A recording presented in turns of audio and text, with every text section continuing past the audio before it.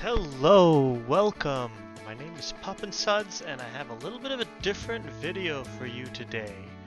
I really want to show you some DC20 tools and how you can use them to get started playing the game. So the first thing I want to just plug here is the coach's website, dungeoncoach.com, pages, free downloads, where he has modules, the basic rules for, in this case, 0.7, and a character sheet that you can download. Now, these are great resources, but if you're like me, you've probably been tinkering with these for a while, and you want something a little bit more. So, the thing I want to show you first is my version of a character sheet. So let's talk about the original character sheet. It's great, it's got this classy look. You put your player name, put all your stuff up here. What we've discovered as we've been playing this, the community, a lot of other people, it's kind of sometimes hard to find certain things. You have this thing called grid points, but it's so hidden down here, and you always forget to use them because of that. And it just keeps going. There's a couple of other little things that are not as organized or as intuitive as they could be, and worst of all, there's no second page. There are people who have added second pages, and I highly recommend taking a look at them. But what we have to show you today is my sheet. My sheet is not as clean and not as nice, but it's got a lot more capabilities, and I'm sort of showing this to everyone here as a way to think about things more and use this for yourself. So you type in your player name, you type in your class, you then type in your character name, and you type in your ancestry, right? And you get all this out there, and you figure out what you're really doing. With all your information you should know eventually, right? But to build your sheet, you have to be able to really coordinate and get this nice and cleanly done. So I'm going to pull up a couple of character sheets that I've worked on and talk to you about how these sheets kind of work overall. So let's quickly do that. Starting with my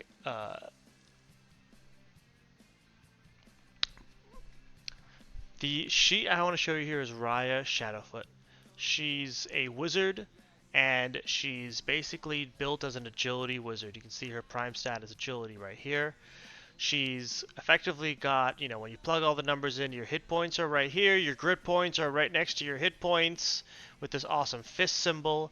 You got your physical defense, your mystical defense, and you get your stamina and your mana down here. Your rest points are down here, but they're not used in combat, so I think it's okay that they're sort of hidden down there. I use the doomed condition at -3 to show that you're not yet, you're at a -3 overall for your death threshold. Your move speed, jump distance, and throw is up here. And then you have on the right-hand side all your inventory, but it's divided up into slots that coach has mentioned he's going to have anyway at some point. So you put your armor, your spell casting in one hand, and your second hand might have a dagger that's being thrown. And then you have your basic other stuff here that you may want to talk through. And then you have your dagger and all those kind of attacks that you want to keep in mind at the bottom right hand here. So this becomes basically your combat section in the bottom right hand, your inventory in the top right, your attributes and your skills for social and whatnot, and then your trackers on the left hand side. Then the second page has all your maneuvers and spells, your ancestry, your features, your inventory, and your notes. So that's the first one. Here's another one. Quickly, same stuff. All really awesome stuff. You put in your spells, your numbers, your checkboxes, and you can really put in and type in your class features, what you do, what you get at level 1, and your ancestry points that you spent, which otherwise are kind of hard to fit everywhere. So this is my character sheet. Really quickly want to throw it out there for you, hoping you guys like it and possibly want to use it for your games. I will constantly be updating it with feedback as it comes, and that is the plan. So, with that in mind, I want to move on to the other piece of information. This is for DMs. I have a round tracker. I have found it's incredibly hard to track all the different 30 conditions of the game. So here's what you can do is you can put in your player name, who goes first, what round they're on, and you start to track their conditions. So then when they come back in round 2, you get the player name in there, And you've known they've spent their 4 AP from their last turn, and their minor action as another AP there. And then you come here for their second round. Maybe they've used some reactions before the round started. But finally, you're going to then see that there were days last turn, that day's conditions ended, and then they can start doing other stuff, right? Whatever it is that you need to start tracking. But this gives you a really clean way to keep track of everything. And then you do it for the monsters as well. And you start tracking their AP and their reactions. And as a DM, this is an incredibly useful tool for me. It's a fillable PDF. I actually sometimes even like printing it out and checking it by hand.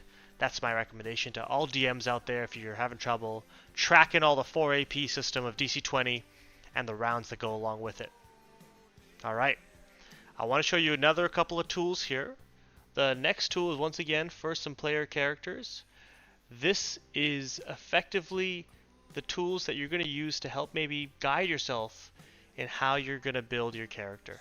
So starting here in my DC20 folder, which I'll share access to in a link on this video below, go to Tools, and you have the Character Creation Questionnaire. I also want just quickly here, there's the round tracker I just showed you, there's the 2-page character sheet that I'm still working on, and I'll be iterating these, and you'll keep, if you grab it from here, you'll always get the latest version. The Character Creation Questionnaire is a quick series of questions you can ask yourself to help pick a class and really zone in on what you're trying to do. So the first question, do you prefer to unleash magic, use your weapons, or maybe both? So let's say I want to be a weapon master. Do you want to be in the front lines, the back lines, or support with your skills? Let's be in the front lines. Do you want to use your own power, or do you want to support your allies? Let's use our own power. And what kind of, do you want to be armored or unarmored? Well, for now, let's leave ourselves unarmored and no shield, and that brings us to monk as our primary option. But our secondary options might be barbarian and fighter. That makes a lot of sense here for what we've put in. Martial power, front line. So now let's see what happens if I up this to just a light shield. Instantly, it switches up. Barbarian's my best option with some secondary options here. No third option in this case, but a fighter is my secondary option. And then heavy shields. Oh, you can actually use monk again in this case. That may be an error. I'll fix that later. But then heavy armor if commander starts appearing. And actually what's curious here is if you put support, now commander is your best option. So this lets you play around with what kind of character you want to play with. And you can just sort of keep working through these until you find what's really going to help you. And you know, if you want to be a supporting skill person, that could be a martial, that's a rogue. If I switch that to caster, that's going to get you to bard. And so you can really see that DC20 gives you a lot of options. Keep in mind that some of the armor limitations and how the classes lean, whether they're a support class or a power class or a range class or a caster or a martial, really changes the different feels. Then I put a couple of tips here for how you pick your attributes. And I wanted to point this out here, how I at least think about attributes. You may want to ask your players this, or as a player ask yourself this. What does a hero truly need? You may know that's from Defense of the Ancients, Dota 2, one of my favorite games of all time, and you can basically use the game itself to understand what kind of character you might want. The might to overpower any foe, the swiftness beyond measure, the presence none could ignore, and you may want to unlock your inner cunning. So you choose whichever one's going to be your highest. Then you choose your 2 saves. And for me, I don't like choosing saves. It's just like, you know, picking them as what's going to be the best one. I think you think about them more like flaws. And in my case, I've thought about it this way. If you're choosing a might save, you're heavy-footed. If you're choosing an agility save, you're flinchy. A charisma save, maybe you're emotional and hard to control. If you're an intelligence save, you're overthinking and always plan everything out. Or maybe this is an alternative version if you don't like those. Maybe you're stubborn, you're non-committal, intense, or you're a know-it-all. And so pick a couple different versions of these, and that kind of helps you pick out your save masteries. As I scroll down, here's some quick recommendations on what the prime attributes would be. Obviously, this doesn't total up to 4, and I'll tell you this, you have 1 attribute to spend, so let's spend it on something. Intelligence. Okay, now you're good. And then on the right hand side I have some recommended and possible skills, so depending on if you pick support or want to be powerful, this is some of the skills. And on the right hand side a quick graphic that gives you an idea of, depending on the armor or shield type you want, blue for caster, orange for martial, and hint here for Spellblade where you might lean one way or another. I threw a little hint here at a homebrew class I'm working on, which is the Dungeoneer Ranger, and that's something you'll see in a future video. But overall, this gives you an idea of what kind of stuff you might want to see in terms of picking armor, picking shields, picking your class. Sometimes that can be hard for new players, and this could help you answer some of those questions. Alright, I want to go back to my tools and talk about the monster converter. This is for DMs. DMs, you might be converting 5th edition into DC20, and you may want to type in all the bonuses coming out of these skills until you see what the monster attributes come out to be. If these monster attributes end up being much more than 4, you may be looking at a higher level than 1 monster, but you can tinker around with the level of the monster. You can tinker around with if it's a minion, a thug, a ruffian, a lieutenant, or boss, or a solo monster if it's 6.